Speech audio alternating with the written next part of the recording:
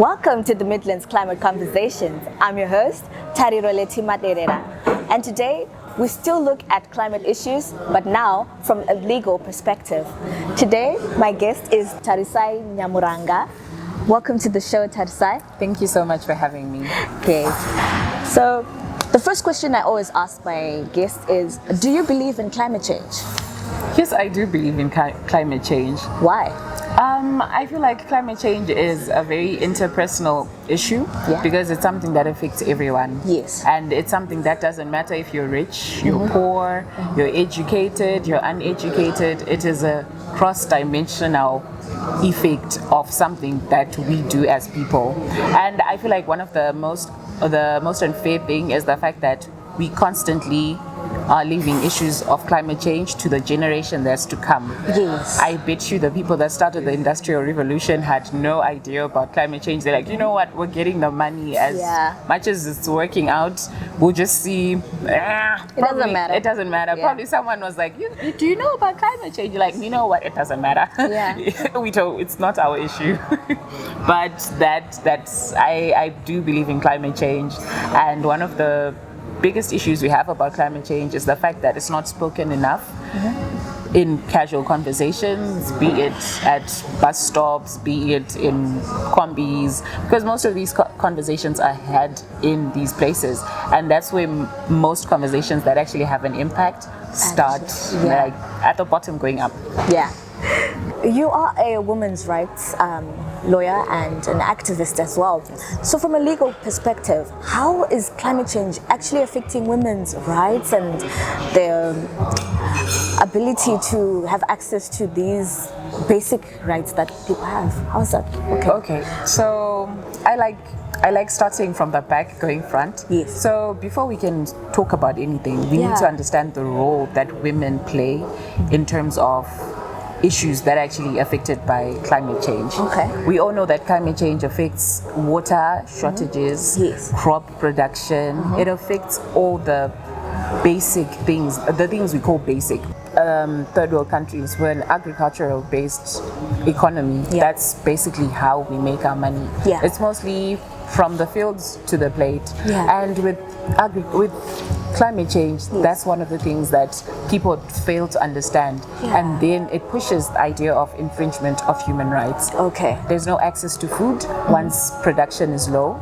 There's no access to income once production is low. And the absence of access to income is the absence of basic needs or basic rights being met. These being our economic, social rights. We don't have education. Someone is not going to go to school because the last crop yield was very low. Or the rights of women being infringed in general. Because we really want to look at how the women are now being affected by this issue. Exactly. We must understand that in Zimbabwe, we all know that mostly women are the ones that stayed behind at the rural areas and did agriculture. Now imagine you're cut off from that. You don't have income, because we all know the Musika pandemic. We can't call it a pandemic because it's the lives we're living daily. It's the livelihood. Selling your potatoes, selling your tomatoes, selling your onions. That's a livelihood cut short because of climate change. And once a livelihood is cut off, we have an issue of infringement or abuse of power. Because best believe there's someone who's powerful who is going to come and take advantage of the women, the young girls in communities that are highly affected by climate change. That's so sad. It's a very sad situation, especially if you look at it from a rural setting and those more marginalized communities, the backside of Binga or Mutoko there or in Gokwe, the backside of Gokwe, because a lot of people like to have the conversation when it's closer to home, where it's around the urban areas, around the growth points, but these women's rights are being infringed in areas that we cannot reach. And those areas are the ones that are mostly affected by climate change. We can take, for an instance, Chimani Mani 2018. Cyclone Idai. Cyclone Idai. I went there for volunteering, and one of the things we realized was women were the ones that are mostly affected by climate change or climate disasters. Yes. We have the issue of sexual harassment, sexual exploitation, trying to escape from poverty, getting married into abusive households. Because best believe predators will wait for you. They want that. They want someone who's hopeless, vulnerable, exactly. And you know how these days marriage is actually seen as a way of getting income for some families. So exactly, women are so vulnerable. Women are so vulnerable, and that's one thing I as a women's rights activist and also someone who's very passionate about women empowerment. Women should not be equated to money. If I hope I'm making sense. I think you've made a statement there. Exactly. Women should not be valued in terms of monetary value. Okay. Because we're not for sale. Yes. And climate change has shown that in this part of Zimbabwe, in this part of Africa, women are being barter traded for better lives. Because you need crops, you need cattle for milk. Someone will come and say, I want to take your daughter for a couple of hundreds, and you're like, oh, you know what, go, even if she's underage, even if she's under the age of 18. And the worst part is people don't share that information. They don't. As much as we like to have this conversation here, there are people that gatekeep human rights inequality or human rights infringements. And you know, like, the data is just so inadequate. There is not enough data talking about this. Where are the numbers? Where are the figures? Where are the facts? That is true. As much as there's not enough data talking about it, I feel like there are a lot of academics that talk about it and that try to highlight the issue of data, the issue of human rights infringement, women rights infringement because of climate change. But then this information does not reach the people it's supposed to reach. Because we're having the conversation here, we're talking, we're interacting, and the person who's going to watch this is probably going to be like, oh, okay, this makes sense. But after they've said, oh, this makes sense, they're probably just going to be like, you know what, I liked the episode, subscribed, and on with my life. What's next? What's next? Exactly. We want to have people that are eager to have a conversation on climate change and how it affects women, young girls, in urban areas and in marginalized areas, especially here in Zimbabwe. So going back to what we once talked about, we highlighted something about what are the human rights violations women and girls are actually facing. Let's go deeper into that. Okay, so as we all know, mostly when it comes to women's rights and girls' rights, it's a matter of education, sexual reproductive health, and economic opportunities, whereby we're looking at if a young girl is affected by her surroundings, how do her surroundings affect her? We've got the right to clean water, the right to water in general. That gets affected by climate change. Imagine a small well in the middle of Binga or in Kokwe. That probably dried out. Now the access to water has been cut off. And we all know that young girls and women are the ones that are socially responsible to provide water at home. Now imagine you're walking kilometers to go and get water that you used to just fetch in your backyard or at a shorter distance. You don't have time to make for school, or by the time you get to school, you're exhausted. You can't equally participate the same way someone who has water, who has electricity, who has everything catered for them.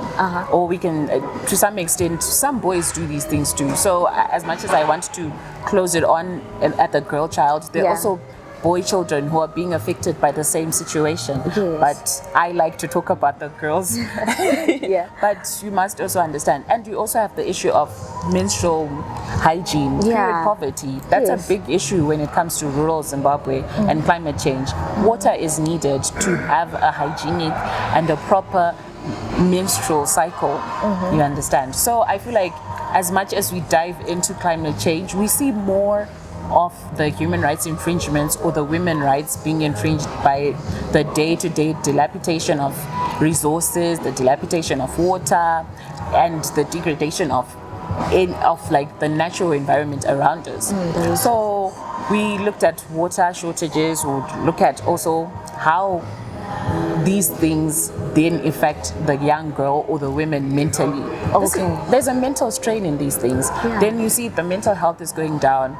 Even if this young girl is a bright and brilliant young girl, she's going to have issues in school and in education. If it's a mother, even if they are working tirelessly day and night to make it possible for them to provide food for their children, they're gonna have a drain from having to walk to fetch water, having to find out, okay, how am I going to Niridza, the small little garden I have at my house? How am I going to provide clean water for my baby? We're looking at health risks around around climate change and around the issues around absence of water, the issues around refuse disposal that is not adequate, and we just have to then figure out how then can we curb that. The unfortunate thing is we live in a society where pedophilia is very rampant but not talked about. So it's almost sort of like hidden. Exactly, it's a tabooish topic. Exactly. The moment you're like, this person is a pedophile, they're like, no, girls mature faster. Do they even know that they are pedophiles? I don't think they know they're pedophiles. I feel like we should start naming and shaming to some extent. But I feel like that whole idea of the youngest are the ones that are taken out faster than the oldest because of the whole girls mature faster. By the time you reach the 25, you're no longer of age. We've got this whole toxic masculinity issues running around social media that promote these things and that promote these ideologies. And because we've got poverty pushing people to make drastic decisions, we have more women being the ones that are suffering because of disasters and because of issues around that. A lot about how women's rights have been infringed, and now we want to look from the legal perspective. What can they actually do? What resources are available? Okay, so one thing about our country is the fact that we've got solutions to everything, but one thing that we lack is implementation. And the beauty of having solutions that cannot be implemented or that are lacking in implementation is that implementation can be done by the people that are being affected which means if your rights are being infringed, I feel like everyone should know where exactly to go.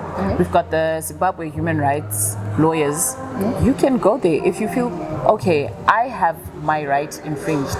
And before you can know what human rights infringement is, you must know what your human rights are. And that's chapter 4 of the Zimbabwean Constitution. It lays out all your human rights. That's the Bill of Rights. It lays out all your human rights, your right to dignity, your right to personal security, your right to land. And these are some of the issues. This is the starting point of knowing your rights. And then after you know your rights, you need to know who was tasked to protect those rights or to defend those rights or implement those rights. We've got the Human Rights Lawyers Association, we've got ZELA, we've got EMA, if we're talking about climate justice and climate change. EMA, if you know, the moment you know your rights, you know when they're being enforced correctly or when they're being infringed. And the beauty of our country, we've got commissions. We've got the Human Rights Commission. They have online platforms. They have hotlines, I believe. ZELA has a hotline. EMA has a hotline. Zimbabwe Human Rights Commission has a hotline. Don't be afraid to speak up. I feel like one of the things, as much as you want to bring a legal perspective to things, one of the things that people fail to do is actually speak up when it comes to human rights issues. A huge issue on wildfires in the Lalapanzi area. And people started going to the police and making sure that people know, and then awareness was raised. They made sure that if you see someone starting a fire in the middle of nowhere, report that person to the police. And the police actually took the initiative to implement the precaution they put in place whilst they were at that area. They would report to the police, the person would be fined, and the fines, I'm not really certain the amounts, but a fine is a fine. A person has already been reprimanded. So I believe from a legal perspective, it's an issue of actually using the forces or the avenues provided for us by our government and by our communities to actually try and deter climate change or people that push for climate change. We've been hindered to a certain... For coming to the show, your insights were very intriguing and very interesting, and I hope someone learned something today. So from the Midlands Climate Conversations team, until next week, no one knows about it until we talk about it.